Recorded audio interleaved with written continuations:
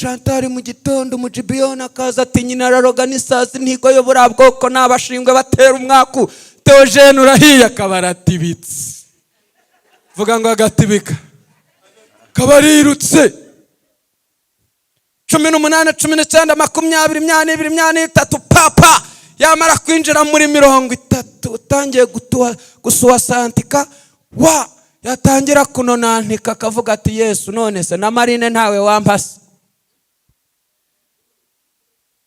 Na Marine mwami reka nkubwire aya mahanga yose agutagangaje umuntu gusengesheje imyaka n'imyaniko mbere yuko Imana igutabarira abanzi guhorera igihe umaze kurura musozi. Ariko haleluya mbere yuko Imana igutabara irabanzi guhorera amatike yose watakaje ujya mu bisiga by'amatare ujya Samatare ujya Jangwani uzamuka Kanyarira Uwiteka arabanza guhorere wakuzinze araza guhura n'uruva gusenya Tarabosi. Intambara yose utahamagaye ntabwo wemerewe kuyirwana. Bwana sifiwe. Haleluya. Intambara yose utahamagaye wowe ntiwemerewe kuyirwana. Uwiteka n'abayiteje bayirwana. Amen. Wazamuye haleluya. Haleluya. Uwiteka n'abayiteje bagira gute abari bo bayirwana. Reka nkubwire hari igihe uhamagara Imana ukagira ngo wowe nayo mufitanye bifi ikakwihorera. Kumbi intambara uriho urwana Imana yayiciye amazi tayari. Intambara itari bukurangiza Imana ikwima amakuru, ariko intambara izakora amabara Uwiteka azana amakuru.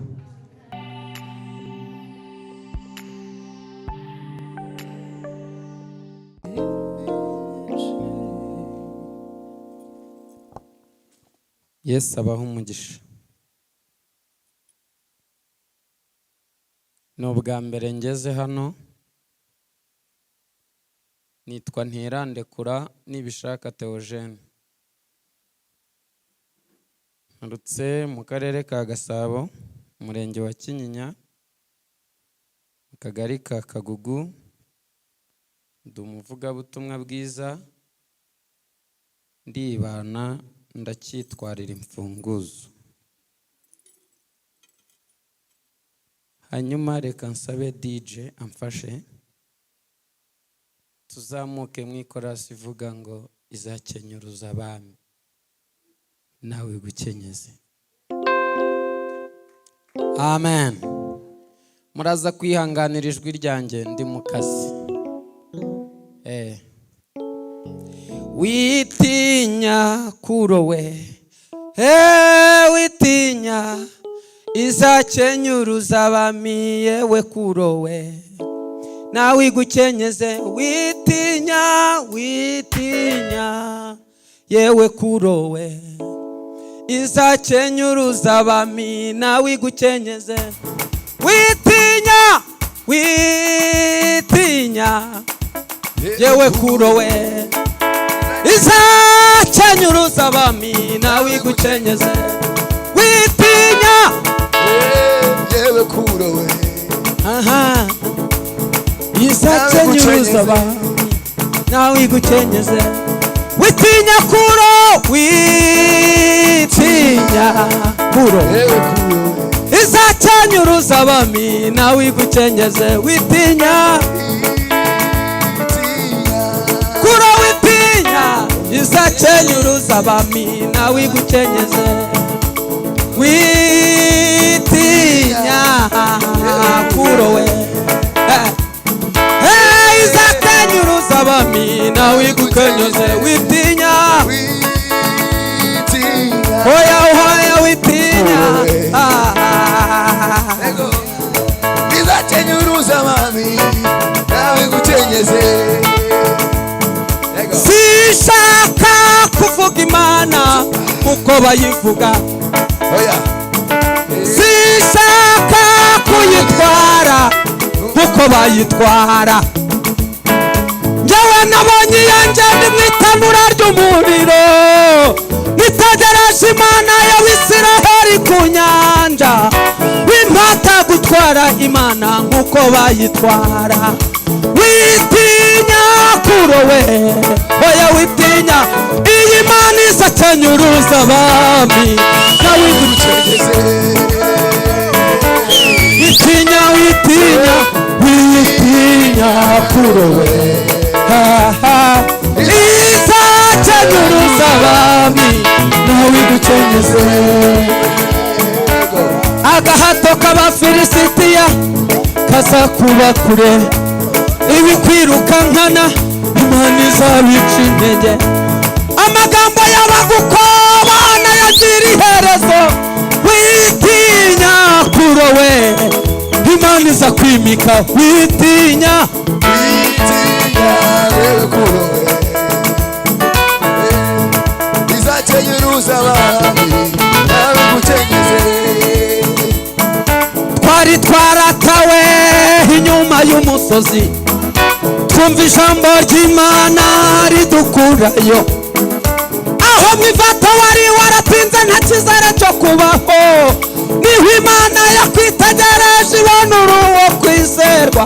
Yagukuye inyuma y'ishanga amaze kuzana mu bando, yakurinze rubanda no mu menyo y'abasetsi, ikuvuvunura mu maboko y'umwanzi Satani. Witinya, witinya kurowe, izakenyuruza abami nawe igucengeze. haleluya, haleluya. Polikatasima na nitako presta. Wavuze ngo amina. Bwana sifiwe. Hari utuzimu tw'utumayibobo, tudayimoni tw'utumarine twirirwa dusyaga mu ngo z'abaturage. Gahengera uri bize ukuntu, kakakubwira ngo ejo hazaza hawe hararangiye, kabwira ngo ubuzima buratangiye. Ako ndi kuvugana n'abandi sinzi. Bwira ko kadayimoni ngo ubuzima buratangiye.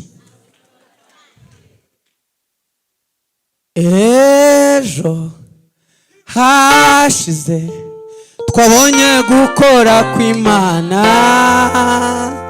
uyu munsi nabwo Imana yagusubije. Nabonye ibitangaza byihoraho. Amen. Haleluya, Hama haleluya. mfite ijambo rivuga ngo ibyo byose bishize isohoza icyo yavuze. Ibyo byose bigize gute? Isohoza. Okay. Bon appétit. Ndanezerewe uyu munsi, ndanezerewe. Rero Imana igiye kuvugana nawe ikoresheje akanwa ka Nibishaka Theogene. Ndashaka ube maso. Bwana sifiwe. Ube, kuko Imana igiye kuvugana nawe. Reka nkubwire, wikwita kuba kunyuza imbere bakubwira ngo iraje, byihorere. Yego, wireba ibyo wanditse muri agenda kugeza ubwo itunze uruhumbu, ibinyenzi bikayirira muri mari. Ibyo byihorere. Reba Imana reo. Reba Imana none. Reba Imana uyu munsi. Wirebera Imana mu kibazo ufite. Rebera Imana muri kiriya yahomboye ejo. Kiriya yarituye ejo. Kirakwereka ko ubu busa nta kintu buvuze. Rebera Imana hariya muri Guma mu Rugo ya mbere no mu ya kabiri no mu ya gatatu. Ibitse COVID ikayibika ntabwo ikibazo ari uwo musonga waraye uguhekenya. Rebera Imana muri biriya yaritaguye ejo, kurahita ubona ko utwuye umunsi n'utwana tw'ikibazo wari ufite. Amen. Muri ihangana n'ubwa mbere ngeze hano, kandi iyo baduhamagaye badukuye mu ruhengeri, ariko urumva ko jyewe rwa rurimi ko ruri kugenda rusinzira, ndimo ndafata karande ya Kigali. Bwana sifiwe. Reka rero dusome ijambo ry'Imana.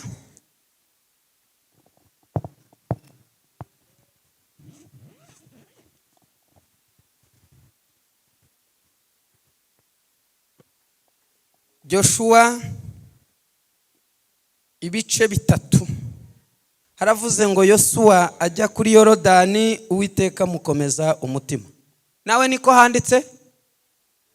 Okay. 9 Joshua nanone Bibiliya iravuze ngo abagibiyoni bigira inama zo kwikiza bagira gute? Barahanwa. Wanasifiwe. Tubumbi. Noneho umuntu wahageze neza bamuhe mikoro amfashe. Aho kuri Joshua 9. Ibice 9. Yego. Yego. Umurongo wa hera ku murongo wa mbere. Umutwe w'amagambo uravuga ngo abagibeyoni bigira inama zo kwikiza barahanwa. Abagibiyoni bigira inama zo kwikiza barahanwa. Amen. Nuko abami bose bo hakuno ya Yorodani, bo mu misozi no mu bibaya no mu mpande z'inyanja nini ahagana i Lebanoni, yego, Abaheti n'Abamori, genda gace tujyana. Okay. Ndashaka nkubwire ngo aya mami yose aguhagurukiye hari ukuboko kuyaziye. Alo? Amina. Hari ukuboko kuziye aya mahanga yose agize ate? Aguhagurukiye. Ubare soma. Abaheti n'Abamoni. Abaheti ubwo n'ubwoko bumwe. N'Abamori. N'Abamori ubwoko bungahe? Bubiri. N'Abanyakanani. N'Abanyekanani. Yego. Ubwoko butatu. Yego. N'Abaferizi. N'Abaeferesi ubwoko bune. N'Abahivi. N'Abahivi ngize butanu. N'Abayebusi. N'Abayebusi ubwo ni butandatu. Amen. Bwarangiye ubwoko. Komeza. Babyumvise bateranira hamwe bahuza inama yo kurwanya Yosuwa n'Abisirayeli, yo kurwanya Jeanette na Pierre na Korodina n'umurimo w'Imana. Amen. Ariko abagibeyoni bumvise ibyo, bumvise ibyo Yosuwa yakoze i Yeriko no kuri Ayi. Bamaze kumva ibyo Joshua yakoreye kuri Ayi, bahimba ubwenge, baragenda bihindura intumwa, baragenda bo ubwabo bakora kampani yo kwigira intumwa. Mwongorera umubwire ngo umva amabandi, umva ingegera. Wawurirwa wirwa za Kanyarira, za Samatare, za Jangwani, za Nyabitare, za hehe ngo ukeneye mariage. Abakoboyi baguteye umubare. Urazana ibintu ngo mana niba rero twavuganye ngo umpereze inkwano.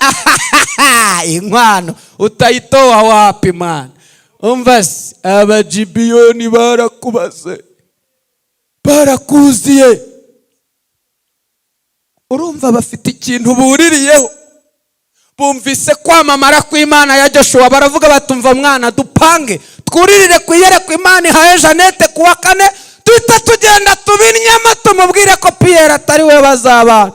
Jeannette ntumugore ibintu by'iyereko no kuzamuka imisozi ntumurusha ati niba ari yivuze Pierre nta mariage ihari. Abajibiyo n'abakoboyi bazi imibare.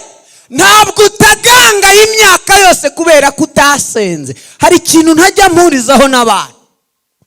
Ariko nkubaze, urinjije kuva ku itariki ya mbere kugeza ku yindi ya mbere wabuze itusha ukanda ngo Imana ibone ko uyisenze mu kuri no mu mwuka? Ahubwo umuhanuzi akigira ati rije tipasha kina watita ndaje nduwiteka, umurara nawe aca inyuma y'Imana akavuga ati bakubeshye, uriya ni umuvangirwa Pire buriya bamuteye inseke, shira hasi nta rugo rurimo hariya. Nawe ugatibika ukavuga uti mwongorera umubwire ngo umva amakuru y'abarara. Bajipiyoni n'abakoboyi. Komeza mutumishe. Bajyana amasaha ashaje ku ndogo. Umva ibimenyetso bazanye kugira ngo bakwemeze wemere. Bazanye iki? Ibimenyetso. Batwara amasaho ashaje hehe ku ndogobe zabo. Hanyuma bigenda bite? N'imvumba za vino zishaje. N'imvumba za vino zishaje ziteye ibiremo. Zibaririye. Bambaye inkweto mu birenge zishaje. Umva mwana, bazindutse ya Rubika bacunga yanze imaze gucurika muri Nyabarongo. Urumva bazindukira gogose mwana. Ibyahurudutse Nyamirambo byose byabikweta bakire bajugunye baravuga ati tugende, nitubitoragura tukabitera cyangwa tukambara baragira ngo tuvuye Cyangugu n'amaguru. Niyo mpamvu zadusaziye hehe mu birenge. Joshua kitubona aramenya ngo ni ibimenyetso. We umva ibimenyetso. Ibiki? Ibimenyetso. Bigenda bite? Ubwo bambaye n'imyenda ishaje y'ubushwambagara. Biyambarira n'imyenda ishaje y'ubushwambagara. Kandi imitsima yose y'impamba yari yaragwengeye iguye uruhumbu. Kawunga yabo yari yaragwengeye itonze iki? Uruhumbu. Mu yandi magambo yaragwengeye, yarenze igihe yabaye expired, yabaye expire. Manda yayo yagize ite? Yararangiye. Kugira ngo Joshua naza kubibona amenye ko ari impamvu z'uko bakoze urugendo rurerure, hanyuma imitsima ibumira hehe? Ku mutwe. Kumbi abarara bari bazi ko kuwa kane tuzaterana, imitsima bayiteka ku wundi wa kane. Uyu munsi kuwa kane barayizanye kugira ngo nituyireba tugire ngo ni impamvu z'urugendo rurerure. Urumva batazi imibare? Urumva impamvu urambagijwe ziriya nshuro zose? Urumva impamvu Teresa kiriya gihe kingana kuriya? We bare munonga. Hanyuma ngo imitsima yabo yari yaragwengeye itonze iki? Uruhumbu. Komeza. Barahaguruka basanga Yosuwa n'Abisiraheli. Mu ngando y'Igirugari. Barababwira bati turaturuka mu gihugu cya kure. Tuvuye Malawi n'amaguru mwane Kinshasa. Hago turaba hano hirya kuri New Life Church, tuvuye Mbarara.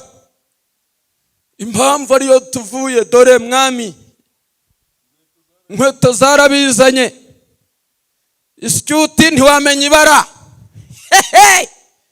Mitsima nayo yagize ite? Yaragwengeye. Bibiliya iravuga ngo nuko Joshua yemezwa n'ibyo kurya adasobanuje iki? Uwiteka. Bitera Joshua kugirana isezerano nabo kandi adasobanuje iki? Imana. Bagiranira indahiro y'iki? Y'amahoro n'amajyama.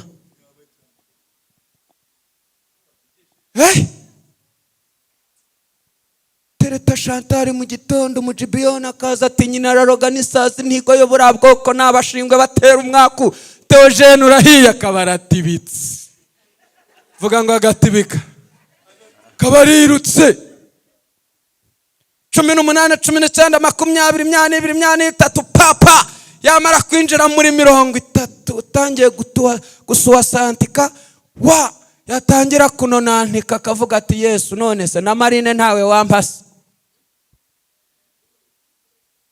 na Marine mwami reka nkubwire aya mahanga yose agutagangaje umuntu ugusengesheje imyaka n'imyaniko mbere yuko Imana igutabarira abanzi guhorera igihe umaze kurura musozi ariko haleluya mbere yuko Imana igutabara irabanzi guhorera amatike yose watakaje ujya mu bisiga by'amatare ujya Samatare ujya Jangwani uzamuka Kanyarira Uwiteka arabanza guhorere wakuzinze araza guhura n'uruva gusenya Talabosita kosi Shenebaste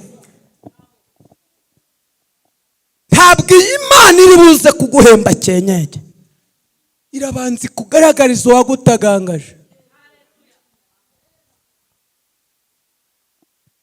musumwe umuntu yigeze anyitambika 12 hano kwa Masasu buriya butayu ninjye wabuforomye mba mu mugano hari cyari cyapari niho office yanjye yabaga biro yanjye mwana mu mugano muhari nkabwira Yesu ngo imbwa ndabizi nazo zirankeneye ariko zihindura inshuti zanjye zikaza zigakorosinga aho ngaho ngasenga narangiza nkaryama mu mugano rimwe rero nza kuhakora iteraniro rikomeye biza kumenyekana ko kwa Masasu mu butayu hari umuhanuzi nta cyaha nemerewe gukora muri uyu mujyi wa Kigali ngo kirare kitamenyekanye nakwihisha he ntaho naramenyekanye aya makuru abari muri uyu mujyi wa Kigali n'abimana yaciriye inzira bakajya hanze nibishaka Theogene ndazwi nta hantu nabeshya mu gihugu umuntu umwe araza yari umuzamu nari ndi kubwiriza ku ijambo rivuga ngo ejo nk'iki gihe indengo ya Seyiri ku irembo ry'Isamariya indengo y'ifu ya Seyiri izabigura shekeri imwe je kumva numva umuntu araje nkomanze mu bitugu arambwira ngo mutumishi warengereye wakoresheje igiterane ndamubwira ngo Uwiteka kwice kubera kutinyutsa amavuta yarapfuye nudashobora kubana n'umuhanuzi ujye umwirinda turi inkuba niba mpagaze hano muri aya mavuta tegetse umuzimu wose wizinze mu buzima bwawe kukuvira mu cyerekezo mu izina rya Yesu uwo murongo baciye ngo ntuzawurenga nzamutse gatute kukubwira ngo uraharenga aho bavuze ngo iyo Dodani ntiwemerewe kudepasa nzanye ijambo rivuga ngo uradepasa mu izina rya Yesu uzashaka batakiriho kubera iki noneho ndavuze ngo bakiriho babibone mu izina rya Yesu tasone babikura he ubundi babisoma dufite imbaraga zitaha muri twe amen niba Imana yaraduhaye kumenya ibibyimba biri mu nda z'abagore tutarize shiririje twarangiza tukabibaga mu buryo bw'umwuka ndakaturwa ruzingo mu izina rya Yesu wiga ugatahira ko wize gusa icyo ni igisuzuguriro habona abazimu izo ni imbaraga z'abajibiyoni baje gukambika ku buzima bwawe barara bakongorera ngo ntaho uzagera nzanye ijambo ribabwira ngo aho mubona ntazagera naho ngeze nta ruhare mwabigizemo ndaharenga mu izina rya Yesu. Mu ijambo rya mbere twasomye Bibiliya yavuze ngo iki? Yavuze ngo Joshua ajya kuri Yorodani, Uwiteka amukomeza umutima. DJ uko tayari?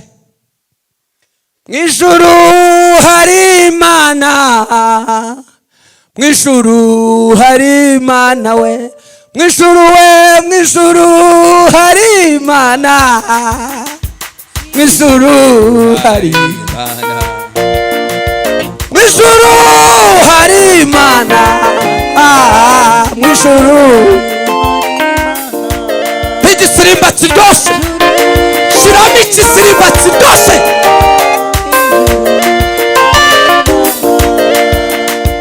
Mwijuru hari Imana, mwijuru hari Imana, mwijuru hari Imana.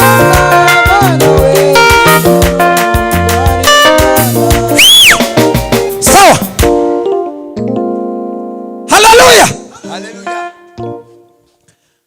Pande zose urahari Imana, pande zose urahari Imana we, pande zose urahari Imana, pande zose urahari Imana.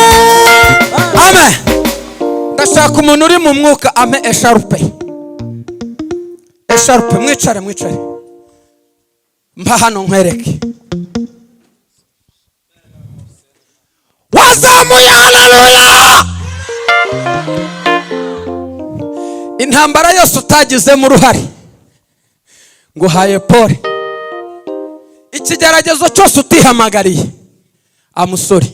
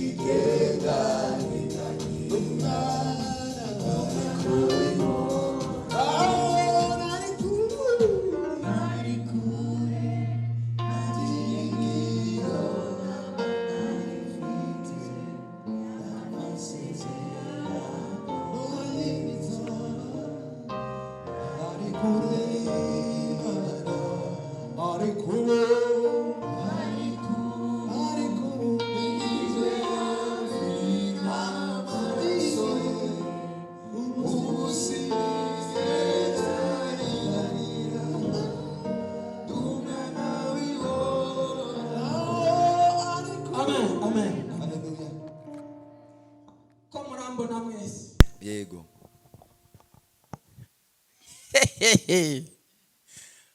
Bazaruhira ubusa, bazagusiga uhagaze. Simfite ubwoba bw'abakuvudukana nabo bazabahidikana. Simfite ubwoba bw'abanyirukankana ejo nabo bazabatibikana. Bazaruhira ubusa, bazagusiga uhagaze.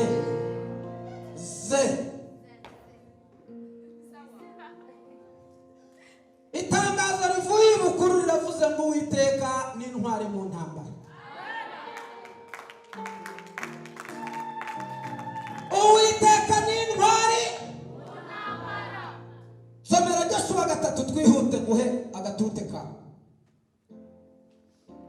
Yosuwa ajya kuri Yorodani. Yosuwa ajya kuri Yorodani. Uwiteka amukomeza umutima. Uwiteka amukomeza umutima. Iri jambo rifite topic ivuga ngo intambara yose utahamagaye ntabwo wemerewe kuyirwana. Bwana asifiwe. Hallelujah. Intambara yose utahamagaye wowe ntiwemerewe kuyirwana. Uwiteka n'abayiteje bayirwana. Amen. Wazamuye haleluya. Hallelujah. Uwiteka n'abayiteje bagire gute? Abari bo bayirwana. Reka nkubwire, hari igihe uhamagara Imana ukagira ngo wowe nayo mufitanye bifu ikakwihorera. Kumbi intambara uriho urwana Imana yayiciye amazi tayari. Intambara itari bukurangiza Imana ikwima amakuru, ariko intambara izakora amabara Uwiteka azana amakuru. Amen. Bisobanuye iki? Izi ntambara uri kurwana none, impamvu ukwa mbere kwarangiye icecetse n'ukwa kabiri gaceceka, umwaka ukaba ugiye kurangira igisite icecetse, Uwiteka yabonye adakenewe muri iyo ntambara arayiguharira ngo uyirwanire. Impamvu nuko ejo bundi koro Yorodani yagukomeje iki? Umutima. Bivuga ngo ibirayi bizamuke cyangwa birorere, Uwiteka arakuzamura kuresheje naho ibirayi bigeze. Bwana asifiwe. Nyirinzu ntayongeze, Uwiteka nawe aragukura ku rwego waruriho akugiraho inzu nayigize gute igeze. Mbega mu yandi magambo Yesu agiye gushiramo bonus kubera igihe umaze ku murongo wa MTN Jerusalem. Amen. Igihe mumaranye ku murongo wo kubaha Imana bigiye gutera Imana gukora iby'igisekuru kitakekaga. Ariko Mana yanjye dore noneho Bukeye Yosuwa azinduka kare mu gitondo. Avana ishitimu n'Abisiraheli bose. Naho ndisoreza rwose. Yego. Barara batambutse. Iminsi itatu ishize. Abatware banyura mu ngando hagati. Bategeka abantu bati. Nimubona isanduku y'isezerano y'Uwiteka Imana yanyu. Ihetswe n'Abalewi aribo batambyi. Muzahereko muhaguruke aho muri muyikurikire.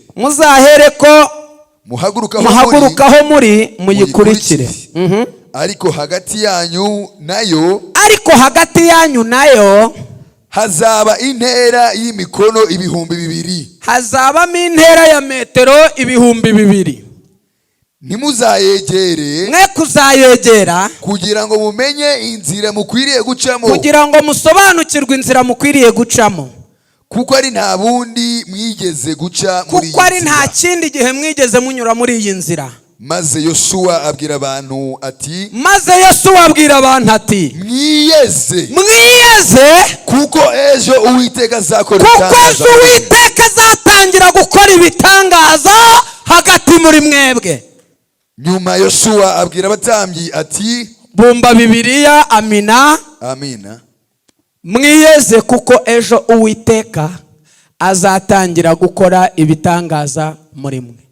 Mbabarira unkorere ku muntu ukwegereye umubwire ngo niki wakora kigatera Imana kujya mu ntambara. Urakora iki kiri butera Imana gusohoka muri ofisi ikaza mu rugamba rwawe? Maze iminsi nibaza ikibazo. Uyu munsi ni kuwa kane. Kuwa kane we Imana yakuyeho uruzingo kuri Ntuza. Kuwa kane utaha ikuraho uruzingo. Kuwundi wa kane utaha ikuramo uruzingo. Ese akazi k'Imana ni uguhora ikuraho inzingo gusa nta kindi ikora? Mu yandi magambo twabonye abatekinisiye bitwa abagibiyoni. Mushumba niba hanuye uwo wararitse wazanye sinzi, uwo mwicaranye simbizi, uwo muturanye sinabimenya, we agakata. Imana ikuyeho ipfundo uyu munsi, hanyuma we agasubira inyuma kongeramo iki? Irindi pfundo. ukabaho ubuzima bwo kwizenguruka gusa kandi wubaha iki? Imana. Mana, ituro wambwiye ko naritanze ndazirike, ayibiri wampaye ko nayakoze vipi? Kumbe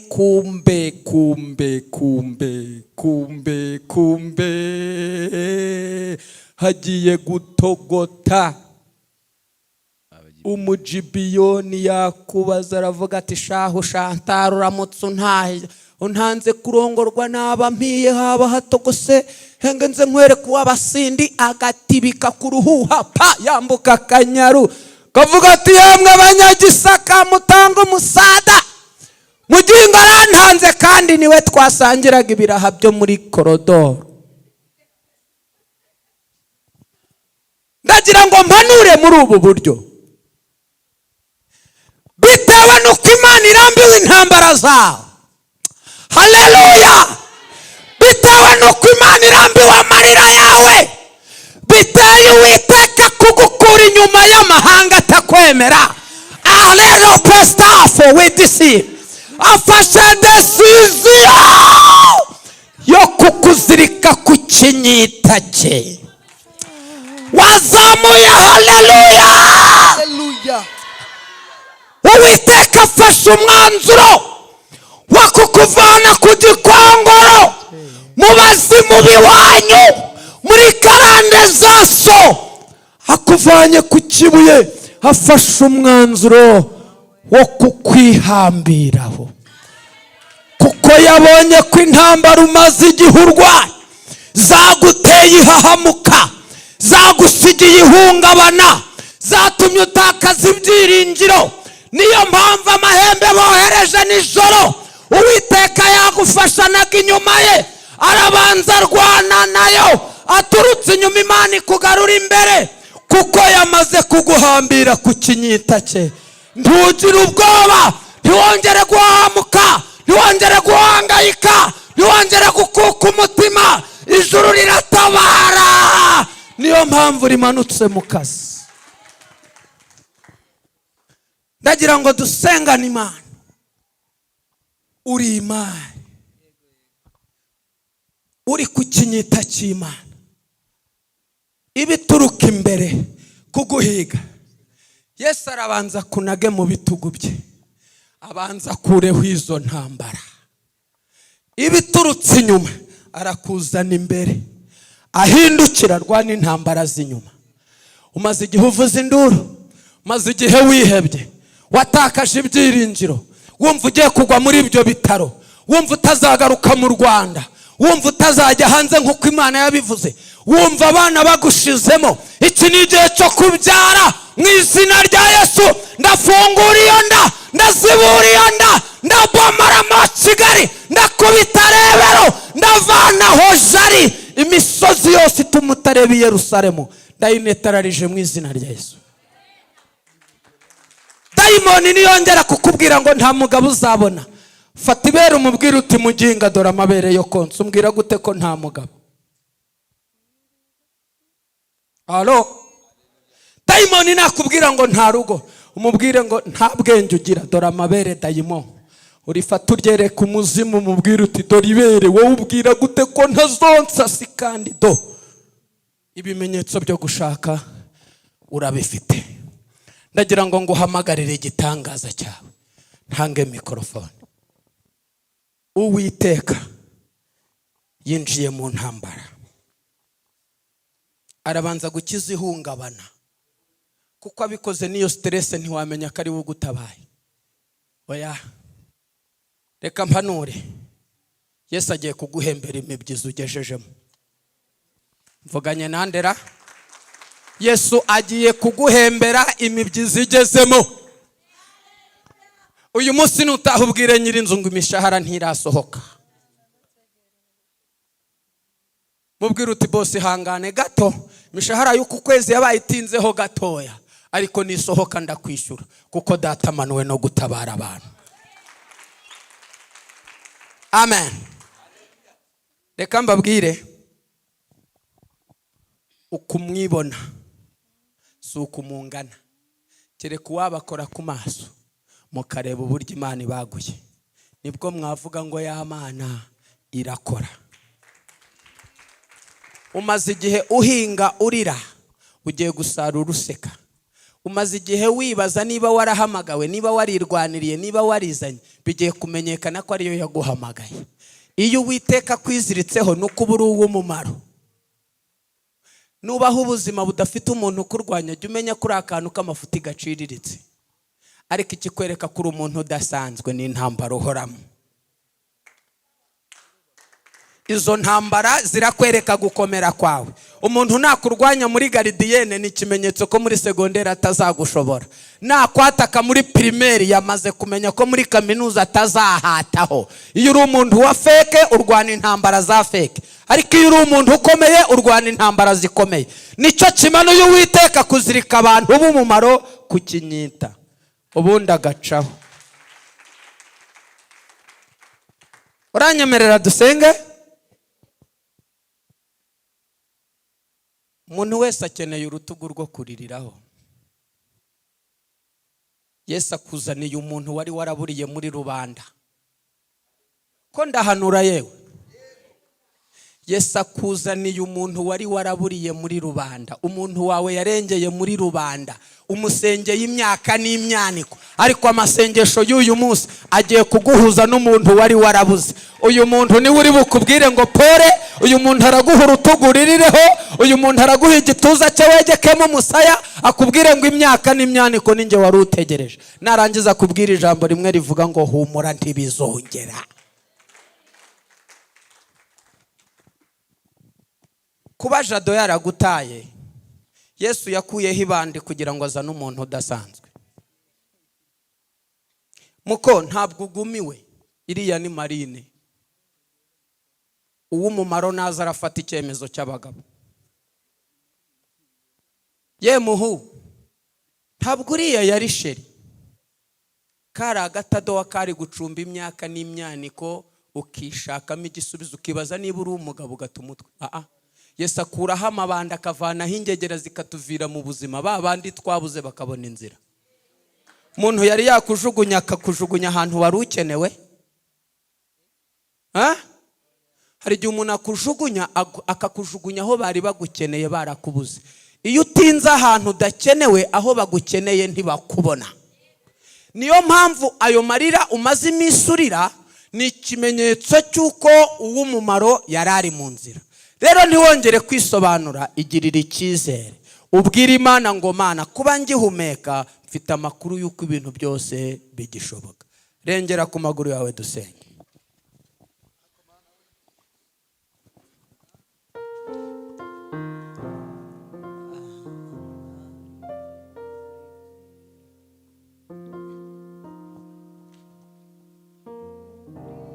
Nyamanza Munga kupiganiye,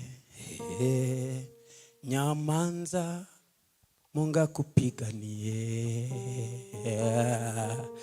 Nyamanza Munga kupiganiye ndugu yangu we, Nyamanza Munga kupiganiye. Ukisema Mungu akinyamanza, ukinyamanza Mungu akikusemea, nyamanza Mungu akupiganiye, nyamanza Mungu akupiganiye. Zamura ukuboko kwawe. Thank you Jesus. Bwira Imana ngo Mana nongeye kukugirira icyizere. Menye neza ko aho natinze wari uhafite mu ruhare. Sobanukiwe ko washakaga kungira uwo nagombaga kuba we. Haleluya. Sinzi uko bigenza, sinzi nuko bikora, icyo nzi nuko iyo utegetse biratungana. Data mu izina rya Yesu,